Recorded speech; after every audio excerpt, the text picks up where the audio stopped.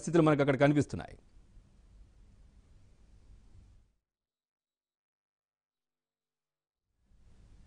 ఇక మరింత సమాచారాన్ని మా తెలంగాణ బ్యూరో ఇన్ఛార్జ్ నవీన్ అందిస్తారు. నవీన్, కేటీఆర్ కొద్దిసేపటి క్రితమే టీఆర్ఎస్ పార్టీ కార్యనిర్వాహక అధ్యక్షుడిగా ఆయన బాధ్యతలు చేపట్టారు.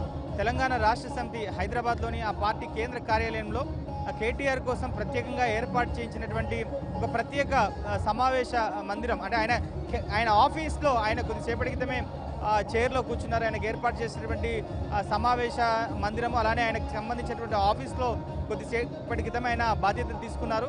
సో ఈరోజు ఉదయం నుంచి కూడా 10:30 గంటల ప్రాంతంలో ఆయన క్యాంప్ ఆఫీస్ నుంచి కేటీఆర్ ర్యాలీగా తెలంగాణ భవన్కు చేరుకున్నారు. పెద్ద ఎత్తున టీఆర్ఎస్ పార్టీకి సంబంధించినటువంటి నాయకులు చాలా కోలాహలంగా సందడి వాతావరణంతో ఆయన ర్యాలీగా ఇటు Basavatarakam Indo American cancer hospital నుంచి టీఆర్ఎస్ ఆఫీస్ వరకు కూడా భారీ ఎత్తున ర్యాలీగా ఆయన తీసుకొని వచ్చారు. సో ఆయనతో పాటుగా ప్రస్తుతం ఆయన తెలంగాణ రాష్ట్ర సమితి భవన్లో ఆయన ఆహ్వానించేందుకు, ఆయన రిసీవ్ చేసుకునేందుకు పార్టీకి సంబంధించినటువంటి ముఖ్య నేతలంతా కూడా చేరుకున్నారు. సో మాజీ మంత్రులు పోచారం శ్రీనివాసరెడ్డి, ప్రస్తుతం హోంమంత్రి మహమూద్ అలీతో పాటుగా పార్టీకి సంబంధించినటువంటి సీనియర్ నేత హరీష్ రావు, జగదీశ్వర్ రెడ్డి, ఇలా పార్టీకి సంబంధించినటువంటి కీలక నేతలంతా కూడా తెలంగాణ భవన్కు చేరుకున్నారు. సో వాళ్ళంతా కూడా కేటీఆర్కు అభినందనలు తెలుపుతున్నటువంటి పరిస్థితి కనిపిస్తోంది. సో ఇప్పటివరకైతే టీఆర్ఎస్ పార్టీ చరిత్రలో వర్కింగ్ ప్రెసిడెంట్ అనేటువంటి పోస్ట్ ఇప్పటివరకైతే లేదు. సో కేటీఆర్కు కేసీఆర్ ఈ ఎన్నికల్లో గెలుపు తర్వాత ఆయనకు బహుమతిగా ఇచ్చినట్టుగా మనం చెప్పుకోవచ్చు. ఎందుకంటే కేటీఆర్ గ్రేటర్ హైదరాబాద్లోని అన్ని స్థానాలను గెలుపొందడంతో పాటుగా ఇటు రంగారెడ్డి జిల్లాలో కూడా టీఆర్ఎస్ పార్టీ ప్రాబల్యాన్ని కూడా పెంచినటువంటి పరిస్థితి కనిపిస్తుంది. గతంలో గ్రేటర్ హైదరాబాద్లో మున్సిపల్ ఎలక్షన్స్లో టీఆర్ఎస్ పార్టీ గ్రేటర్ ఎలక్షన్స్లో 99 సీట్లు దక్కించుకున్నటువంటి మరి 2 రోజుల తర్వాతనే ఆయనకి మున్సిపల్ అడ్మినిస్ట్రేషన్ మంత్రిని కేటీఆర్కి అప్పచెప్పారు. సో ఎప్పటి నుంచో కూడా కేటీఆర్కు పార్టీ వర్కింగ్ ప్రెసిడెంట్ పదవి అప్పగిస్తారని ప్రచారం జరుగుతున్నప్పటికీ కూడా ఈ ఎన్నికల తర్వాత ఆయనకు కేసీఆర్ ఈ బాధ్యతలు అప్పచెప్పినట్టుగా మనకు తెలుస్తోంది. సో మొత్తం మీద అయితే టీఆర్ఎస్ పార్టీకి సంబంధించినటువంటి పూర్తి స్థాయి యాక్టివిటీస్ అన్నింటినీ కూడా ఇక కేటీఆర్ పర్యవేక్షణలోనే జరగబోతున్నాయి. సో ఇప్పటికే కేటీఆర్ పార్టీకి సంబంధించినటువంటి రాష్ట్ర కమిటీ నేతలతో గత 3 రోజులుగా కూడా భేటీ అయ్యారు. సో ఈరోజు ఆయన అధికారికంగా వర్కింగ్ ప్రెసిడెంట్గా బాధ్యతలు చేపట్టిన తర్వాత ఈ నెల 20వ తారీఖు నుంచి కూడా కేటీఆర్ తెలంగాణలోని అన్ని జిల్లాల్లో కూడా పర్యటించబోతున్నారు. సో కేసీఆర్ తక్షణంగా ఆయన ముందు పెట్టినటువంటి బాధ్యత అన్ని జిల్లాలోని పార్టీ కార్యాలయాలను నిర్మాణం చేయడంతో పాటుగా అలానే పార్టీ సభ్యత్వ నమోదు కార్యక్రమాలను ఏర్పాటు చేయడం, మరోవైపు పార్టీకి సంబంధించినటువంటి అన్ని అనుబంధ సంఘాలను ఏర్పాటు చేయాలని చెప్పేసి కూడా కేసీఆర్ ఆదేశించారు. సో తక్షణంగా కేటీఆర్ ఈ ప్రధానంగా ఈ 3 టాస్క్ను ఆయన భుజానకెత్తుకోబోతున్నారు. మొత్తానికైతే పార్టీ శ్రేణులంతా కూడా ఎప్పుడెప్పుడో ఎదురు చూస్తున్నటువంటి సందర్భం అయితే రానే వచ్చింది.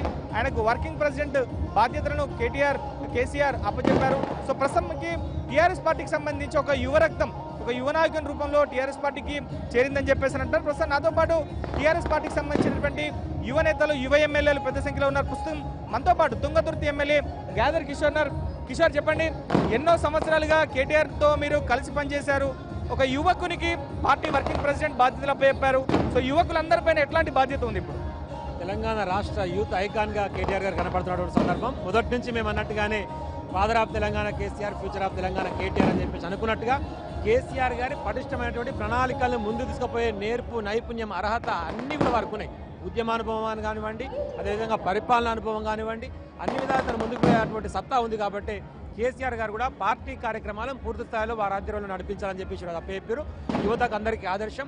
ఒక మంచి ప్రణాళికను రూపొందించుకొని తెలంగాణ రాష్ట్రాన్ని అభివృద్ధి చేసే క్రమం, టీఆర్ఎస్ పార్టీని సంస్థాగతంగా నిర్మాణం చేసుకొని ఇతర ఏ రాజకీయ పార్టీ భారతదేశంలో లేని విధంగా దీన్ని పటిష్టంగా చేసుకొని కింది వరకు వెళ్ళి మొత్తంగా కూడా ఒక అద్భుతమైనటువంటి ఆదర్శంగా ఉండేటువంటి పార్టీని తయారు చేయనటువంటి క్రమంలో ఆ బాధ్యతను ఈరోజు కేటీఆర్ గారికి అప్పచెప్పడం నిజంగా ఆహ్వానించదగ్గ పరిణామం. మేమందరం కూడా రానున్నటువంటి రోజుల్లో కేటీఆర్ గారి నాయకత్వంలో ఇంకా ఎక్కువ విజయాన్ని నమోదు చేసి వారి నాయకత్వంలో ముందుకు సాగి టీఆర్ఎస్ పార్టీని కానివ్వండి, సర్పంచ్, ఎంపీటీసీ, ఎంపీ ఏ ఎన్నిక వచ్చినా వారి ఆధ్వర్యంలో సాగడం కోసం ముందుకు పోతా ఉన్నాం. ప్రత్యేకంగా మీ ద్వారా కూడా నేను కేటీఆర్ గారికి శుభాకాంక్షలు, వారిని నియమించినందుకు పెద్దలు కేసీఆర్ గారికి హృదయపూర్వక ధన్యవాదాలు తెలియజేస్తా ఉన్నాను. సో పార్టీలో ఎంతో మంది సీనియర్లు ఉన్నారు. పోచారం శ్రీనివాసరెడ్డి కావచ్చు, నాయన నరసింహారెడ్డి కావచ్చు. సో ఇప్పుడు కేటీఆర్కి ఒక వర్కింగ్ ప్రెసిడెంట్ పదవి అప్పచెప్పడం అంటే ఒక యువ నాయకత్వాన్ని ఎంకరేజ్ చేసేట్టుగానే కనిపిస్తుంది. సో మీతో పాటుగా ఎంతో మంది యువకులంతా కూడా పార్టీలో ఉన్నారు. సో ఇటు పార్టీ పదవులో కావచ్చు, లేదంటే ప్రభుత్వంలో ఉన్నటువంటి పదవులే కావచ్చు, యువకులకు ఏంటి పెద్ద సంఖ్యలో పెద్ద స్థాయిలో వాళ్ళకి ప్రాధాన్యత లభిస్తుంది అనుకుంటారా? తెలంగాణ రాష్ట్ర ఏర్పాటు తర్వాత మనం జరిగినటువంటి ఎడ్యుకేషన్ క్వాలిఫికేషన్ చూస్తే కూడా మొత్తం భారతదేశంలో ఇతర ఏ రాష్ట్రంలో లేనటువంటి విద్యా అర్హత మన అసెంబ్లీలో ఉన్న వాళ్ళకు ఉన్నది. అంటే అందరూ చదువుకున్న వాళ్ళు, యువకులు, కొత్త వారిని పరిచయం చేసే అవకాశం కేసీఆర్ గారు దొరికింది. పోయినసారి దాదాపు 38 మంది, ఈసారి దాదాపు 17 మంది కొత్త వాళ్ళని మళ్ళీ పరిచయం చేయగలిగారు. అంటే యువ నాయకత్వాన్ని ప్రోత్సహించే క్రమం కనపడతా ఉన్నది. అదే క్రమంలో సీనియర్ యొక్క అనుభవాలను, వారికి ఉన్నటువంటి అర్హతలకు తగ్గట్టుగా వారిని ఎక్కడ అడ్జస్ట్ చేయాలని అడ్జస్ట్ చేస్తూ వారి అనుభవాలను కూడా తీసుకునే కేటీఆర్ గారు కూడా ముందుకు పోతారని చెప్పి ఆశిస్తూ ఉన్నాం.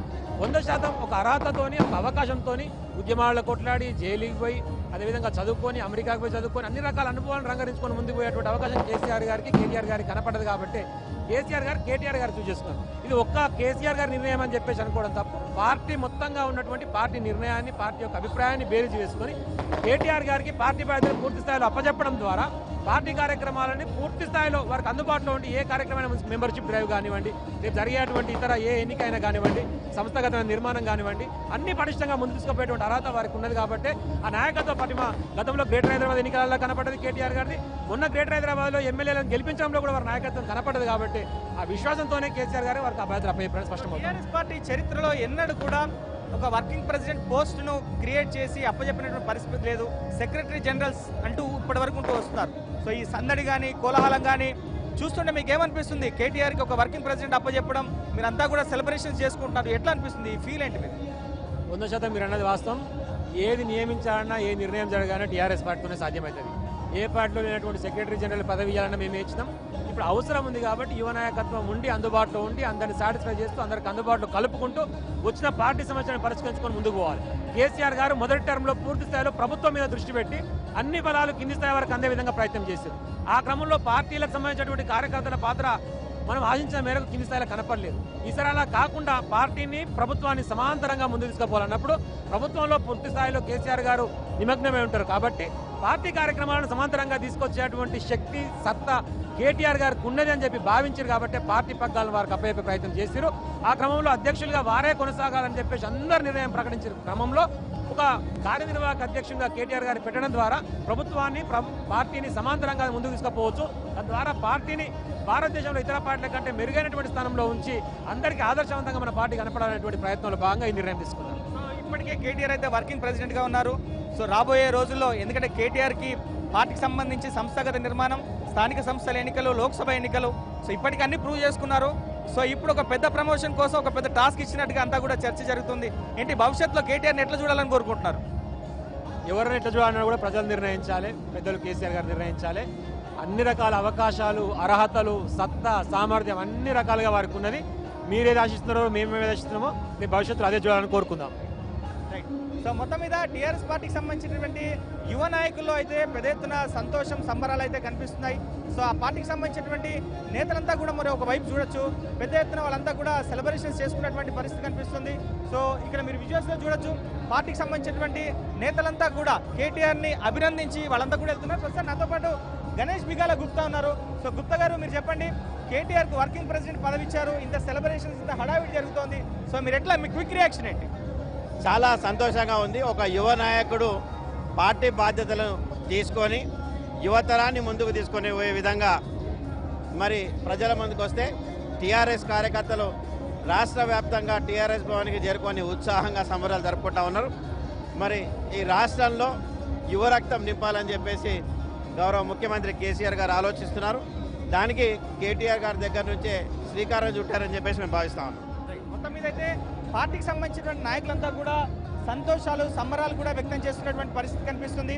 ఆల్రెడీ కేటీఆర్ కొద్దిసేపటి క్రితమే తెలంగాణ రాష్ట్ర సమితి కార్యాలయంలో ఆయన కోసం ప్రత్యేకంగా ఏర్పాటు చేసిన రమోన్ ఒక నిమిషం